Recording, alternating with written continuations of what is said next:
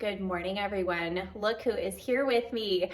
No, this is not a new permanent member of our family, but this is Mia. She's a special guest. My husband and I were just watching her last night for her parents. And while I'm waiting for them to come get her, I thought it would be good to just jump on here along with her and give you just a brief little introduction of where we're heading with this baking vlog.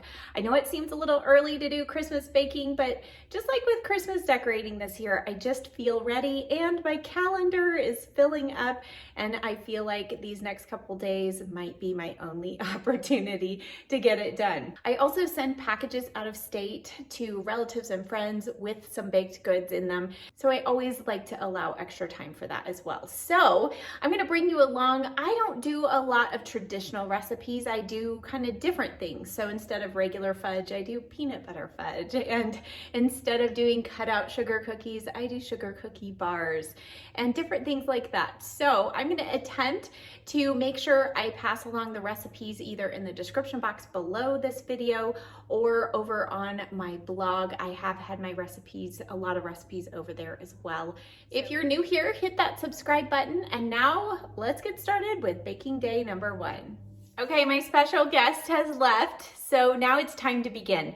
And for me, the first thing that I do is I wipe down my entire kitchen, sanitize everything, counters. I clear off as much as possible because I'm gonna need as much counter space as I can get. I also clear off part of my dining room table, wipe that down as well, and that becomes my staging area. I'll show that as I go along, but that is where I then pull out all of my ingredients. I like to have them all in one grouping, and then as I am doing recipes, I'm using them up or putting them back in the pantry if I'm not gonna need them again. The next thing that I also have to do is I pull out all of my baking dishes and bakeware, and we have a good old dishwashing party. I like to have all of that freshly washed as well. So I'm just gonna let the camera roll as I'm doing this. We'll fast forward it. But the final step, besides having something nice and hot to drink in a Christmassy mug, is to put on some Christmas music. So I'm gonna do that and get started.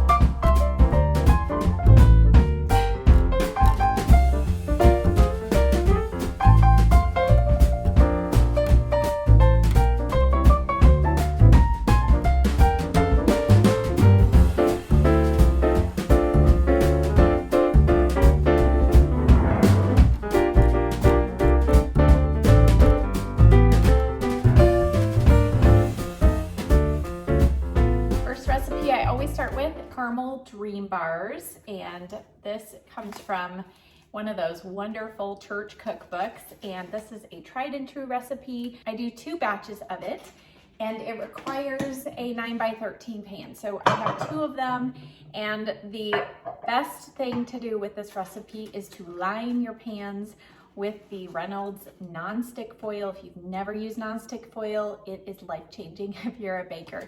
What this will allow me to do is actually remove the bars from the pan, and when I cut them, the foil just comes right off. Otherwise, this can be pretty sticky and a little hard to get off the pan unless you really butter it well. So I'm gonna get started. I have had my butter out getting a little bit softer. I might have to soften it, but I'm gonna get started with that. And then while it's baking, the next item will be ginger spice cookies. Another tried and true recipe. Again, I will be doing 2 batches. So let's get started baking the caramel dream bars.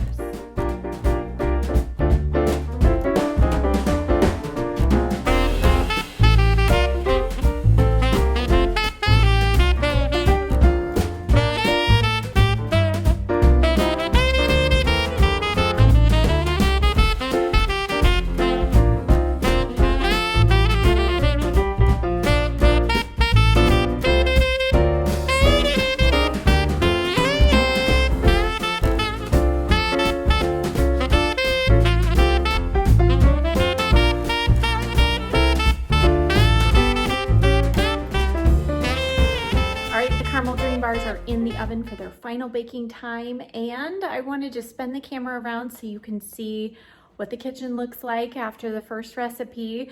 This is, I think, the key to not being overwhelmed. It's keeping things clean as you go.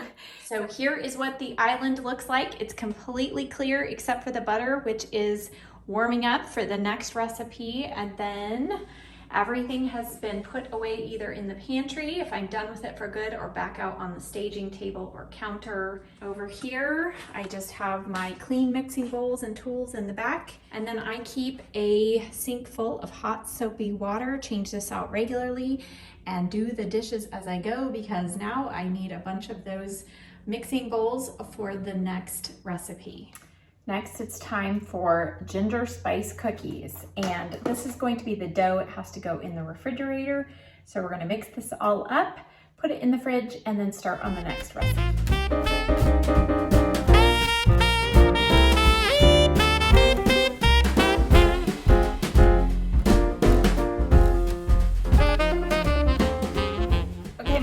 Was to get started on the almond bars next, but my caramel bars were not completely done, so I got to make sure those are completely cooked. So I'm going to next start on peanut butter fudge, and then do my sugar cookie bars, and then hopefully we'll get in the almond bars. We're losing daylight, so I want to try and at least get those next 3 recipes done. If you've ever done fudge, you know it's important to have all of your ingredients ready to go at the right time. So I'm going to actually go ahead, and this is one of the simplest recipes. You do just have to make sure you cook it the correct amount of time. But these are all the ingredients, not the flour, but the rest of these. So again, I'm doing a double batch. So I'm gonna make sure the marshmallow puff is opened, the seal's taken off, at least my first cup of peanut butter totally measured out, everything ready to go, and then I'm gonna go to the stove and start cooking.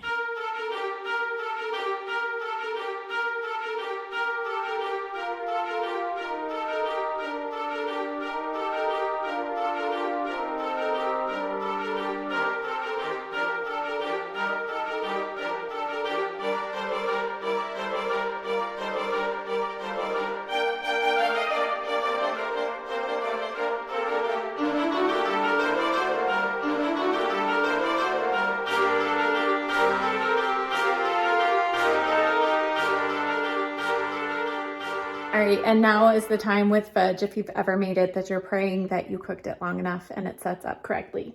But we won't know for a little while. So next I'm gonna work on sugar cookie bars. So I need to clean up a little bit of this mess from the peanut butter fudge and get all the ingredients ready and get going on that while the oven is still hot.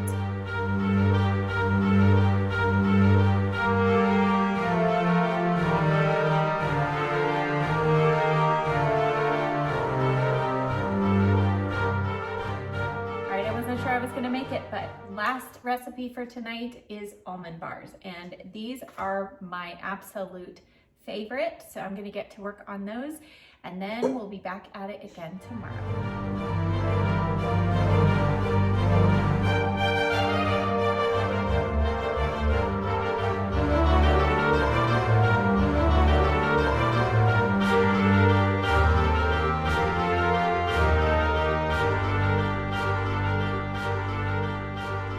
on to day 2. Today is the day that I'm hoping to wrap up most of the recipes. I'm going to start though with what we worked on yesterday, which is the ginger spice cookie dough. I have my oven on, and what I need to do is you roll this into balls, roll it in sugar, and I like a little more of a coarse ground sugar, not super coarse. I've done all different grades of sugar. I used this one last year and liked it. It's an organic cane sugar, so just a little bit more of a grit. It gives a nice little bit of crunch on the outside of the cookies, really good. So I'm gonna work on that, and then I have my one new recipe I'm trying this year. It's Scottish shortbread. So I have my butter out getting warmed up, so we'll work on that. I have spiced pecans, cayenne pretzels, wintertime spiced tea. So I'm gonna be working on several different things at once if all goes as planned. So let's get started with the cookies. I find that using a small cookie scooper is the easiest because the dough is rather firm. Also helps you form it into even sizes of cookies a little bit easier. And with this dough, it does say you can wet your hands so that it picks up more sugar, but I don't feel like that's really necessary. So I just roll it with the sugar so you can see, there we go. Just roll it in the sugar. And then my cookie sheet is actually preheated, so I'm not going to put this on there just yet because I don't want one cookie to be done before the rest of the sheet is done. So just going to do several and then we'll put it on there.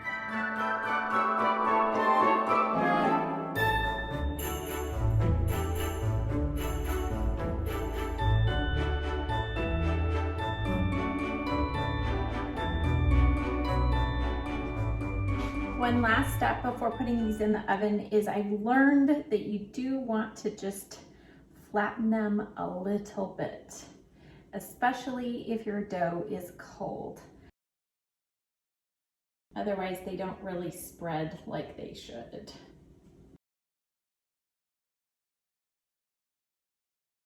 Here's what they look like when they're done. So you want to cook them, bake them until there are cracks on the top. And of course you have to have an unfortunate accident with at least one so that you can properly taste it. And oh my goodness, they're really good and extra spicy this year. Love them. All right, if you could see my workspace, which you will in a moment, you'll see it kind of looks like I don't know what I'm doing, and I really don't know what I'm doing. No, I'm gonna try and work on a couple of things at once. So next is the Scottish shortbread. I didn't realize it has to be chilled for a couple of hours. So I lowered the temperature on the oven, so I'm gonna go ahead and get that done, and then I'm going to start on my spiced pecans. Those have to bake over like an hour and a half on a low oven temperature. So I'm gonna do that, and then once those get in, I'm gonna work on tea, cayenne pretzels, the chocolate Chex Mix, and so I'm just gonna kind of let the camera roll. I'll pop in and out every now and then, but yeah, we're just gonna continue on, and I'm gonna try to see what I can do to wrap this up by the end of today. Let's hope so.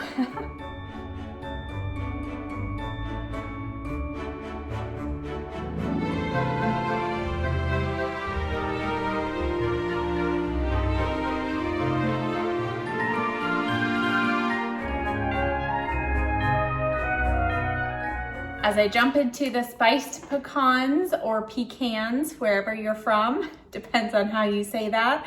I grew up saying pecans, so that's what I'm gonna say.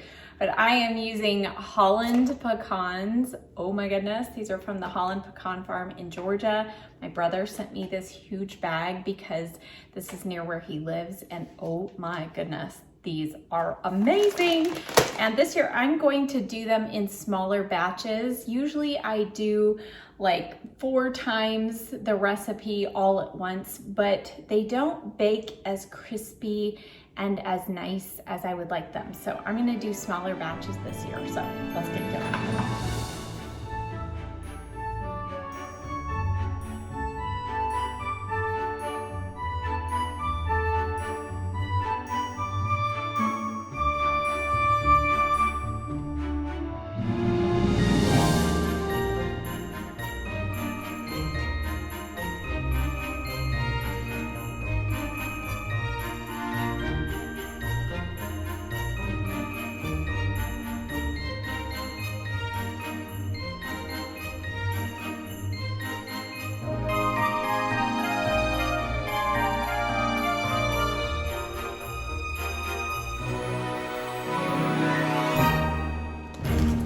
time for tea, and the most important thing is to make sure all of your measuring tools are completely dry. So we have instant tea, we have Tang, instant lemonade, cloves, cinnamon, and sugar. And I always like to do the decaf tea, it's instant tea.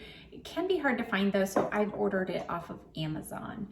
And now I just put it in Ziploc bags, and so I'll usually do 2 batches per bag, mix it all up, and then it's ready to put into the containers.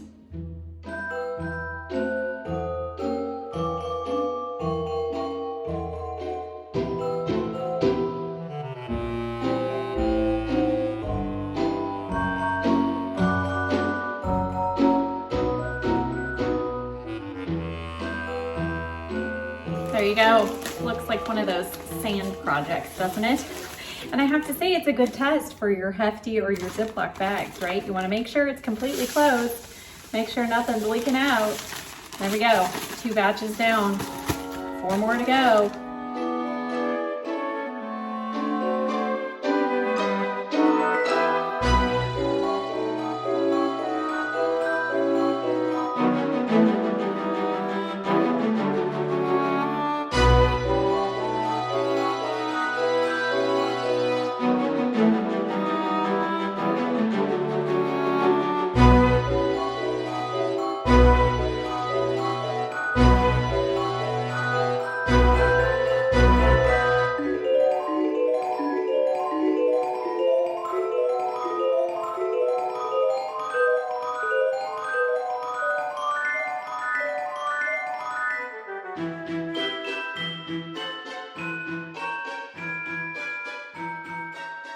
All right, day 3, and hopefully the final day. I need to get all of the goodies now bagged up.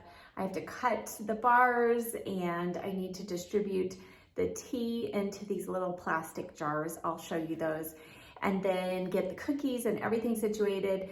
And the one thing that takes time to do that is I personalize each bag and each box according to who I'm giving it to. And what I mean by that is, through the years, people will tell me a certain item is their favorite. So the next year I try to include maybe 1 or 2 more of those things, or more tea if they love the tea. So that takes a little bit of time. So that's what I'm gonna be doing, and I'm hoping to finish everything out today and get to the post office, send off the boxes with the goodies. If I don't get to the post office before 5 today, I'll still have everything wrapped up and ready to ship out tomorrow. We got lots to do, so we better get going.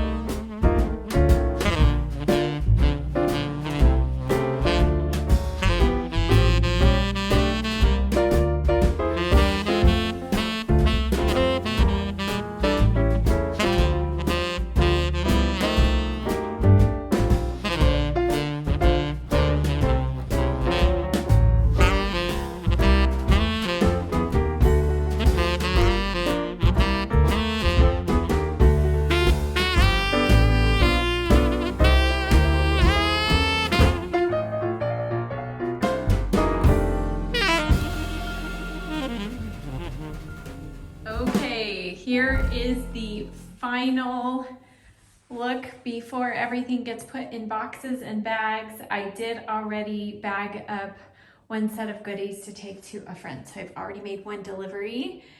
But here is what all those hours and hours of work accomplished. So I have come to the end of day 3, and all I need to do is now put all of those goodies in their bags and pack up my shipping boxes. I have a few gifts to wrap to put in with the goodies, and I'm planning to do all that tomorrow. So now I just need Santa Claus and his reindeer to deliver all the other gifts. So I'll get to that as well probably tomorrow.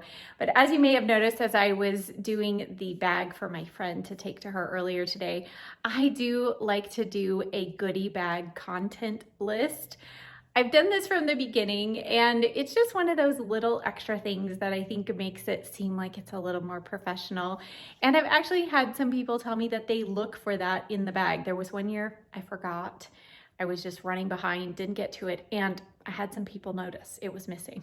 So it's just a fun way to kind of let them know what they're eating, you know, because sometimes it does change, or if they're new to my list, they may be going, what is on these pretzels? So a couple of things that I did differently this year: the plastic mason jars for the tea, I actually really liked those, and those were not super expensive. I got them on Amazon. I'll link those down below. And then the Ziploc bags, the little decorated ones, I get all of that from Hobby Lobby, and they just didn't have my normal bags that I usually use, but those worked pretty well. They don't hold a whole lot of goodies or cookies or bars, so just keep that in mind. But overall, I hope everything holds up in shipping and in delivery. So thank you for coming along for this baking vlog. If you're a baker, I hope that this inspired you to get going on your baking this season. And if you're interested in any of the recipes that I baked this time, I will try to put as much information as possible in the description box below. Thank you so much for watching. I'll see you in the next video. Bye.